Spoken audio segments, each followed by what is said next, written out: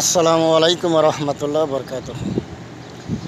দেশ ও জাতির উন্নয়ন করতে হইলে আমি এ ক্ষুদ্র জ্ঞানে যা বুঝি আপনাদের মাঝে শেয়ার করছি। তা সুশিক্ষা, সুশাসন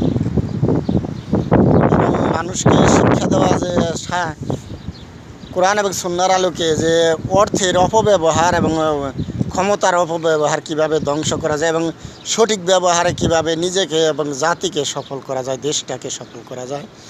আমার যে পরিকল্পনা, সকলে দোয়া করবেন যেন আল্লাহ তাআলা কবুল করে নেয়। আমি বাসাইল থানা, টাঙ্গাইল জেলায় মাদ্রাসা দিয়েছি। আমার এই মাদ্রাসার উদ্দেশ্য হচ্ছে মানুষকে আদর্শ মানুষ হিসেবে গড়ে তোলা, তার সুশিক্ষায়, সুশাসনে যেন সে নেতৃত্ব, তাকে অর্থের সঠিক ব্যবহারকে শেখানো এবং ক্ষমতার সঠিক ব্যবহার। কারণ মানুষ যখন ক্ষমতায় এসে যায় তখন ক্ষমতার অপব্যবহার, অহংকার এসে যায়, সে তাকে ধ্বংস করে, তাকে ক্ষমতা, সে মানুষকে জুলুম করে। তেমনি টাকা এসে গেলে টাকার অহংকারে, টাকার দাপটে মানুষের উপর জুলুম করে, অপব্যবহার করে, মানুষে জাকাত দেয় না। যদি বাংলার জমিনে যে মানুষ, যতগুলো মানুষ ধনী ব্যক্তি আছে, তারা যদি জাকাত দিত, বাংলাদেশে কোনো গরিব মানুষ থাকতো না। সেই জন্যই আমাদের একটা ফাউন্ডেশন থাকবে, হিউম্যান ওয়েলফেয়ার ব্যাংক। এখানে আমরা সকলে বাংলাদেশের 18 কোটি জনগণের দানের পয়সা একাত্র করে আমরা এই শিক্ষা প্রতিষ্ঠানে শিক্ষা দেবো। সেখান থেকে আমরা আদর্শ মানুষ বানিয়ে তাদেরকে আমরা লোন দিব, যাতে সে পরবর্তীতে বেকার না থাকে। যে আমরা বিভিন্ন কর্মকাণ্ড করার জন্য আমরা তাকে লোন দিব, এবং কিস্তি হবে, ওই ইনকামের উপর ভিত্তি হবে কিস্তি। সে ধীরে ধীরে কিস্তি, ইনকামের টাকা থেকে ধীরে ধীরে কিস্তি দেবে, এবং কিস্তি শেষ করার পর সে একটা পার্সেন্টেজ, সে ব্যবসা করলে ওখানে একটা পার্সেন্টেজ আমাদের এখানে প্রতিষ্ঠানে দান করবে কিয়ামত পর্যন্ত, যে সে দুনিয়া থেকে চলে গেলেও যাতে এইভাবে আমি 18 কোটি জনগণকে এই সাপোর্ট দিতে পারি আর্থিকভাবে, হালাল বৈধ উপার্জনে। এবং আমরা, এটি আমাদের পরিকল্পনা, সুশিক্ষায় শিক্ষিত করার সাথে সাথে একজন আদর্শ মানুষ বানানোর সাথে সাথে সে একজন যোগ্য ব্যক্তি বানাবো, যাতে সে নেতৃত্ব দিলে যে দলেরই হোক সে যেন সৎ হয়, সে হারাম পয়সা হাতে না নেয়।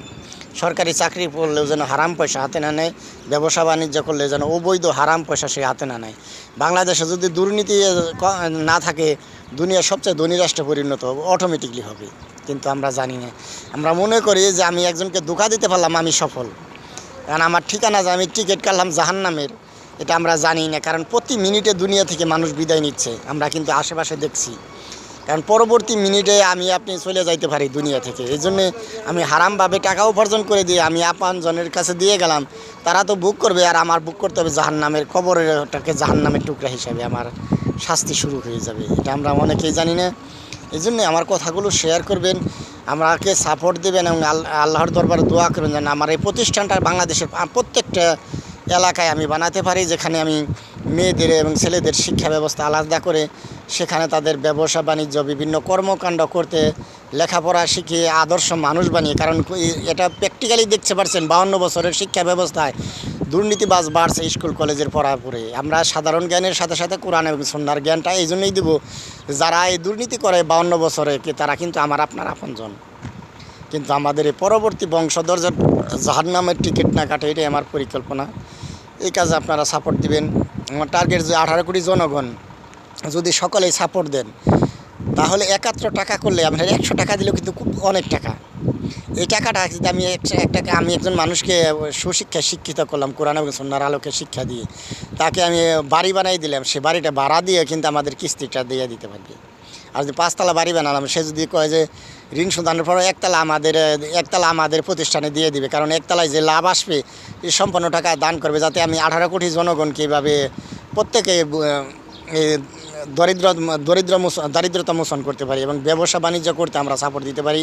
আমাদের মিশন হচ্ছে এখান থেকে ব্যবসা বাণিজ্য শিখাবো, রাজনীতি শিখাবো, এখান থেকে ডাক্তার, ইঞ্জিনিয়ার হবে, আমাদের কোরআন এবং সুন্নাহর আলোকের সাথে সাথে সাধারণ জ্ঞান অর্জন করবে, যাতে দেশ ও জাতি গঠনে তারা ভূমিকা পালন করবে।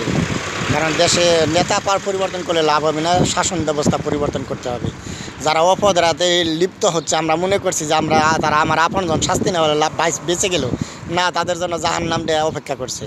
এই জন্যে আমি নেতা নেত্রীর কাছে অনুরোধ করবো, আপনারা একটু ধর্ম নিয়ে একটু গবেষণা করেন, আমার কথাগুলোর জবাবটা আপনারা পেয়ে যাবেন।